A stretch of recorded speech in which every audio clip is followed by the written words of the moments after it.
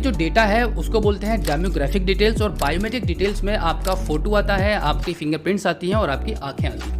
तो अभी हम बात करते हैं कि आपके आधार कार्ड में फ्रंट और बैक में जो भी डिटेल्स है आपकी, उसमें सुधार करने के लिए कौन कौन सी डिटेल में कौन कौन सी डॉक्यूमेंट्स की रिक्वायरमेंट रहती है। आपके आधार कार्ड में सुधार करने के लिए आपके पास कुछ वैलिड डॉक्यूमेंट्स भी होना चाहिए। यहाँ पर मैं आपको कुछ ऐसे सिलेक्टेड डॉक्यूमेंट्स बताने वाला हूँ जो सभी के पास अवेलेबल रहते हैं, जैसे कि आपका वोटर ID कार्ड, आपका बैंक पासबुक, पैन कार्ड और इस प्रकार के जो फेमस डॉक्यूमेंट है जो सभी के पास अवेलेबल रहते हैं। इन डॉक्यूमेंट्स के माध्यम से आप अपने नाम को कभी भी चेंज कर सकते हैं या सही कर सकते हैं। और अगर आपको DOB में करेक्शन करना है तो उसके लिए सबसे वैलिड डॉक्यूमेंट रहता है 10th क्लास की marksheet, pan card, birth certificate, passport. इन सभी डॉक्यूमेंट्स के माध्यम से आप आसानी से अपनी DOB को चेंज कर सकते हैं।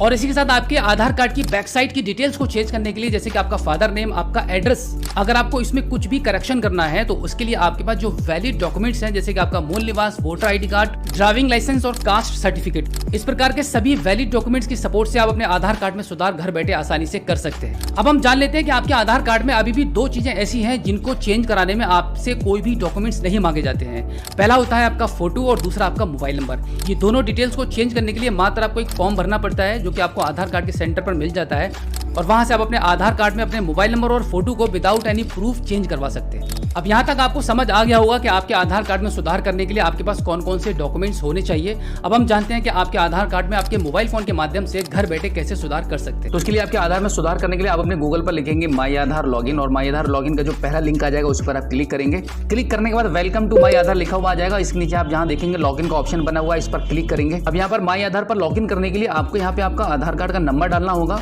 और यहाँ पर ये कैप्चा कोड जो आप देख रहे हैं वो यहाँ पे आप फिल करेंगे। एंड उसके बाद लॉगिन विद OTP पर क्लिक करेंगे तो आपके आधार कार्ड में जो नंबर रजिस्टर्ड है उस पर एक OTP चला जाएगा। OTP को यहाँ पे आपको एंटर करना होगा।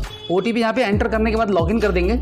लॉगिन करने के बाद आपके मोबाइल की स्क्रीन पर देखेंगे माई आधार का जो इंटरफेस है कुछ इस प्रकार से आपके खुल के सामने आ जाएगा। यहाँ पे एड्रेस में चेंजेस करने के लिए आपको एक ऑप्शन मिलता है, यहाँ पे आप स्क्रीन पर देख पा रहे हैं एड्रेस अपडेट, इस ऑप्शन पर आपको क्लिक करना होगा। उसके बाद आप देखेंगे आपके मोबाइल की स्क्रीन पर आपको दो ऑप्शन मिलते हैं। पहला ऑप्शन आपका रहेगा अपडेट आधार ऑनलाइन और दूसरा रहता है हेड ऑफ फैमिली। तो यहाँ पर आपको पहले वाले ऑप्शन पर क्लिक करना है। उसके बाद स्क्रीन पर नीचे की साइड में आप देखेंगे यहाँ पे प्रोसीड टू अपडेट आधार लिखा हुआ है, इस पर आप क्लिक करेंगे।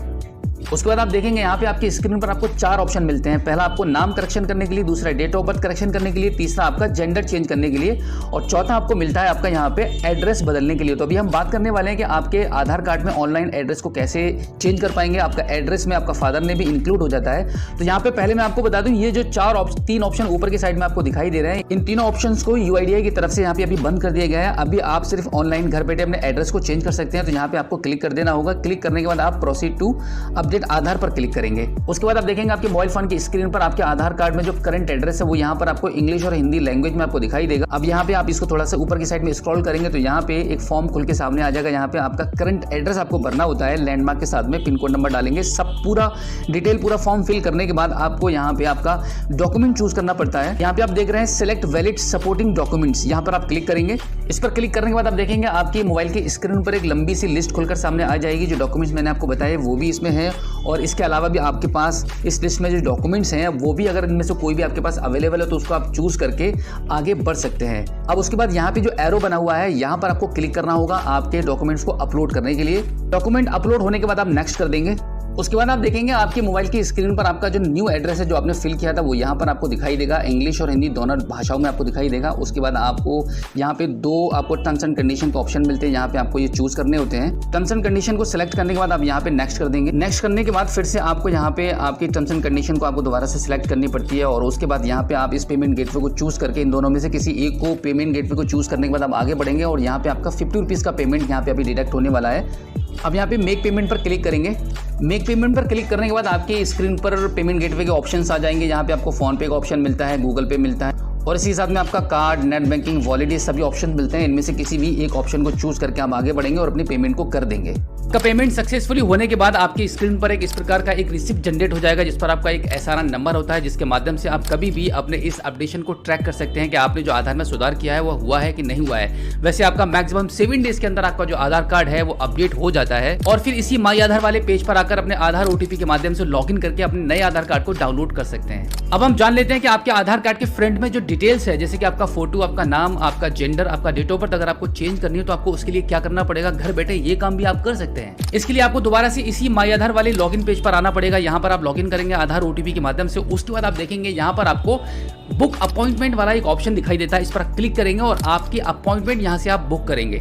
आपके आधार कार्ड के एड्रेस में जो भी एरिया पिन कोड नंबर होता है उसके अनुसार आपके एरिया में जो भी गवर्नमेंट प्रेमिसेस में आधार कार्ड के सेंटर चल रहे हैं वहां का एड्रेस आपको मिल जाएगा और अपनी अपॉइंटमेंट को आप बुक करेंगे।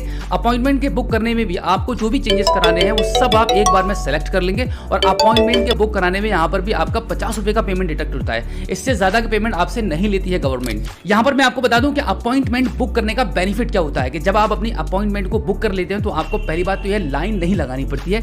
एक सिलेक्टेड डेट आपको मिल जाती है, उस डेट एंड टाइम पर आपको आधार कार्ड के सेंटर पर जाना होता है आपके आधार कार्ड में करेक्शन कराने के लिए। सो आई होप आप अच्छे से समझ गए होंगे कि आधार कार्ड में सुधार आप कैसे कर सकते हैं। नेक्स्ट एपिसोड में हम आपको दिखाएंगे कि कैसे करें आधार अपडेट।